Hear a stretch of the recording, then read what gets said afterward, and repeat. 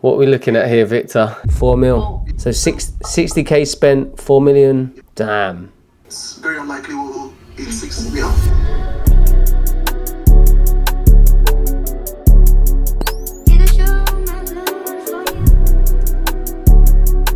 I used to be so shit scared. I couldn't give a fuck now. No one cares.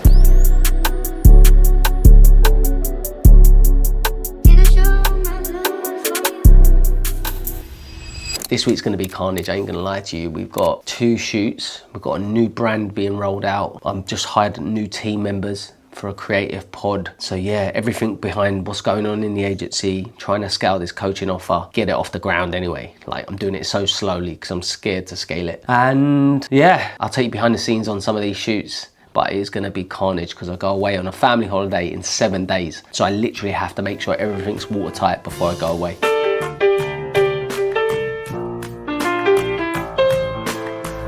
So just went through the brand document with the client and they loved it. They want to get rolling with it, which is good. So now I just got to put the wheels in motion with the design team, how we can roll this out. This is like one of 6 companies this group own. So it's just making sure that each company amongst the group have its own identity, and they don't just kind of, one of the bits of feedback is that it looks similar to one of the other brands, which I agree, the color's quite same. So just making sure that each brand has its own voice, its own identity, its own personality, its own vibe, so that it's not a carbon copy and it's speaking to a different demographic. So that's what we're going to focus on. Good feedback, they loved it, so that's the main thing. Love jumping on those calls and getting the positive feedback. When it comes to branding, personal branding, any type of branding, you got to be very clear on what you don't like. Like, don't sit on the fence with it. No, I hate that. Why? I'm not sure about that. This is why. Like, really dig into the things you do and don't like. I think anywhere in the middle, anywhere sitting on the fence is where your voice, your brand gets lost and you start playing safe. You start looking like everyone else. So I like that. Let's dial that up, you know.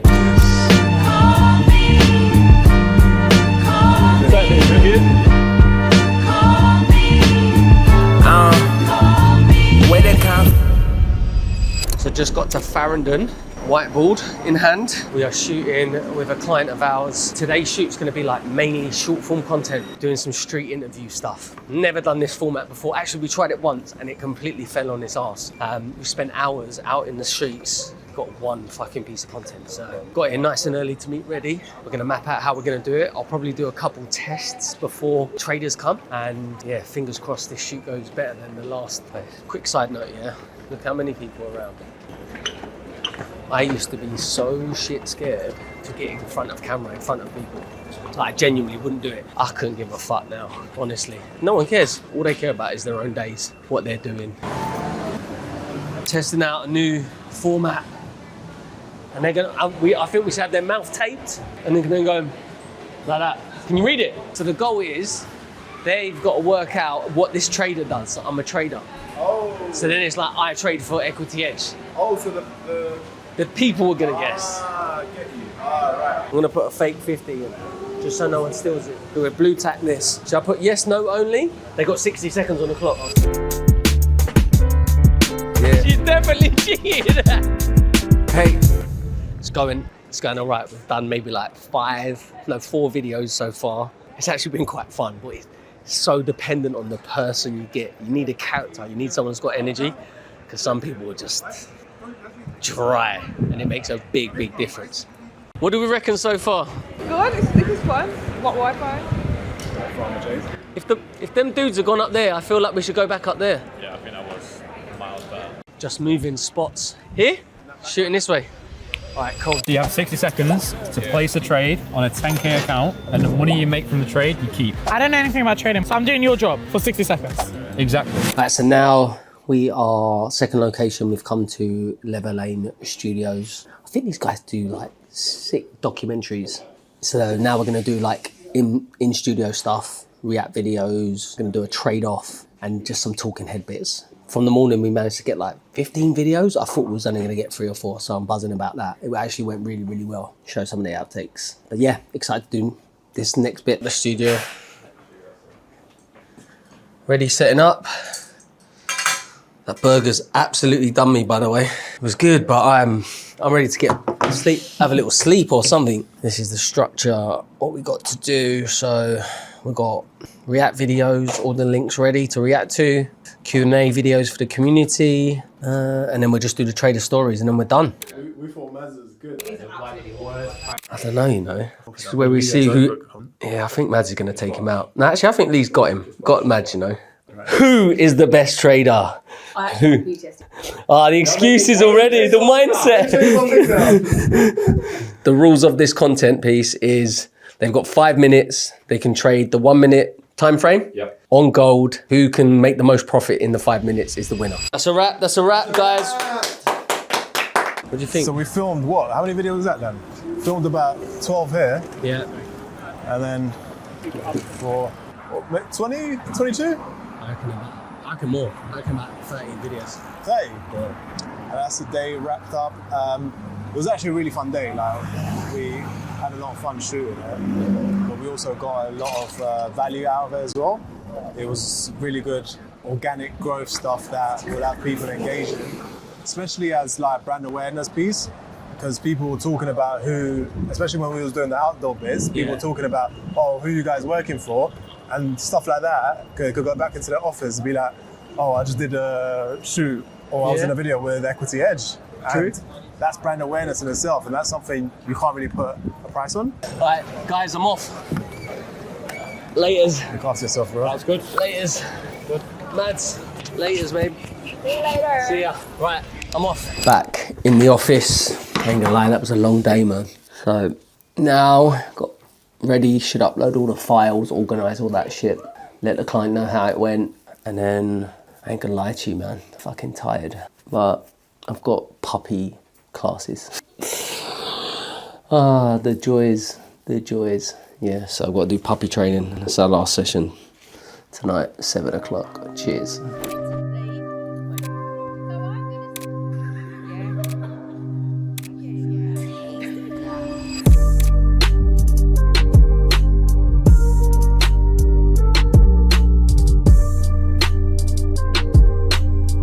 What day?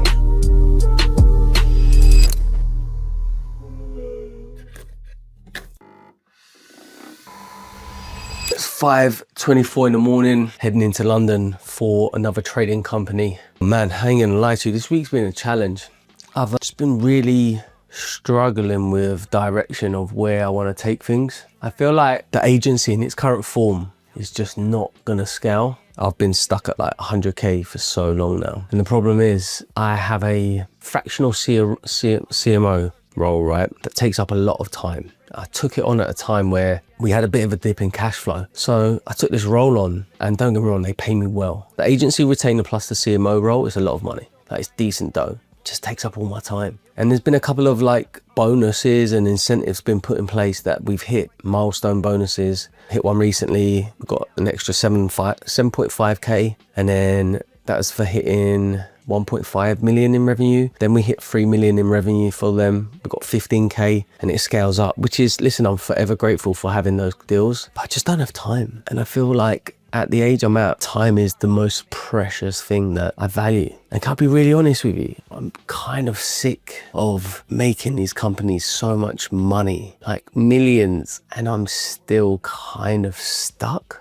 I know that sounds really resentful. So came up with this model, this idea of what if we went after the same type of companies, but we focused on companies that were pre-IPO. An IPO is an initial public offering. Before a company actually gets listed, they offer out their shares to the public. It's the cheapest price you're ever going to buy the shares of a company. What a lot of these companies do is they list their company on a stock exchange. Their branding's terrible, their marketing's terrible, there's no storytelling, there's no why people should invest in your company. What if I got companies at that stage, and instead of us getting bonuses for hitting milestones in revenue, what if I actually got equity in the company plus the work, the cash for actually doing the work? And that sounds crazy, but where I actually got this idea was from Stephen Bartlett. He's got an agency called Flight Club.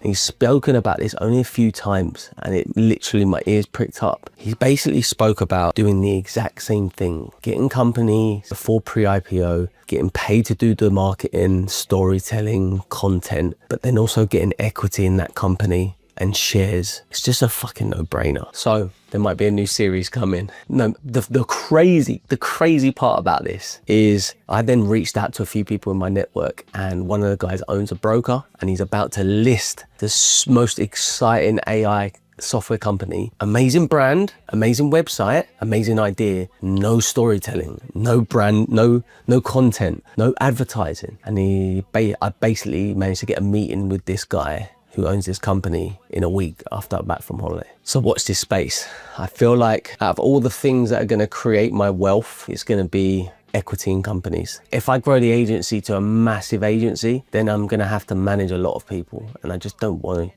And the coaching's great. I love helping people. I love teaching them their personal brand. I love guiding people to build their confidence on camera. I love all that stuff. Again, you are literally shackled to those. You're time bound. A lot of the time you are time bound. I don't care what anyone tells you.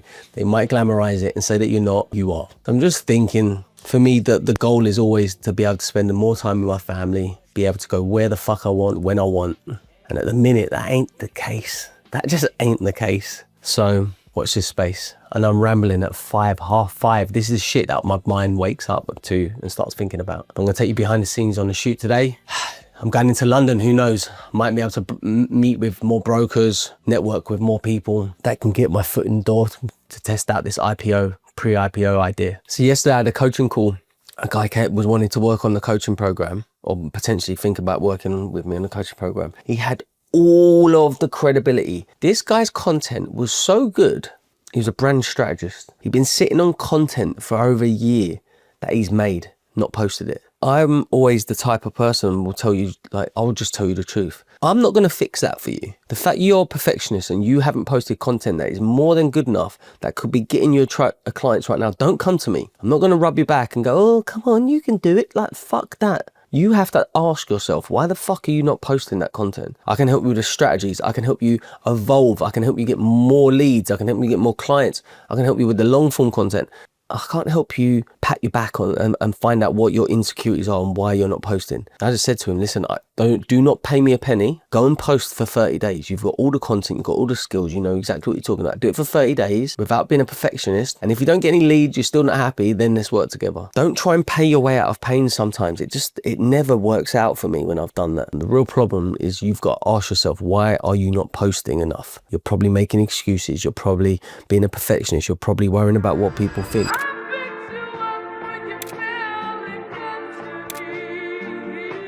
True story, yeah? When I first started building my personal brand, I was like, right, I've got to get on camera. And I got off at London Bridge, which is where I am now, everyone doing their commute. And the truth is, I was really afraid to actually speak on camera in front of people. I'd be worried what people thought about me. I'd be like shy, timid. And I got to remember getting to that part of the bridge there. I was like, right, I'm going to get my phone out. I'm going to record a video from that side of the bridge all the way to the other.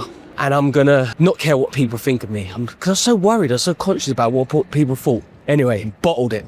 Fuming with myself all fucking day. And it got to the next day, I was coming back up here. I was like, right, that's it, no more. And I literally got my phone out and I just started recording myself, creating a video. I got halfway across, literally halfway across the bridge. And then I just realized, like, no one gives a fuck. In Avenue, literally walking over here, the client's office is just the other side of this. Basically, there's a big project that we want to take over. And this is kind of first step, a test project to see if we can take it over. If we take it over, it's going to be a huge contract, big project. Multiple businesses under one big group. So I'm testing a new videographer. So that's a bit of a risk, but he's highly sought after. So I'm excited to work with him for the first time as well. My niggas in the fourth quarter. Let's see what he does with it. Most people never see this part, the silence, the wait, the moment before it all begins. Right, so shoot went well, videographer done well, nice and confident, loads of good shots, loads of behind the scenes footage. So excited to see how it turns out. If it goes well, feel like it's a good member that we've added to our team, which is golden. Finding good videographers, editors in this game is fucking hard. So I'm excited about that. But yeah, I'll be honest guys, I'm fucking tired, man. Been going since 5 a.m, countdown to Mykonos, go on holiday in 4 days, 5 days. Chill time with the family, man, it's needed because I'm feeling myself just burning out. So balance the books, get some rest in. But yeah, happy with how today went. Yeah. Yeah. This joint right here is called Split You Up. Yeah. She's like, oh, I feel like we're gonna hit 6 million this month, but... Said 5. Said, okay, listen to what says, to be fair. Million now, million there, who cares? What are we looking at here, Victor?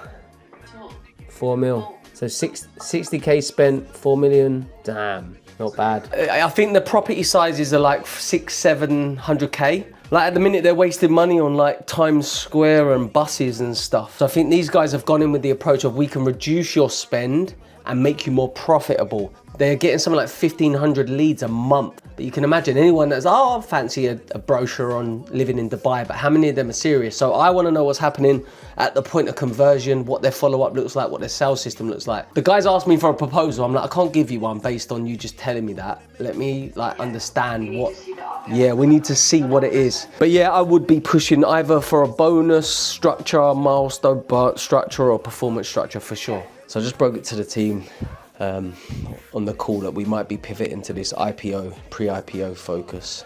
They all seem pretty excited, I'm not gonna lie. I feel like the team that I've got in place right now, they're fucking ninjas, man. They're absolute ninjas. And the amount we produce, the amount of revenue we generate clients with the size of my team is insane, honestly. So I honestly think we've got the team to go and cause some damage in this arena.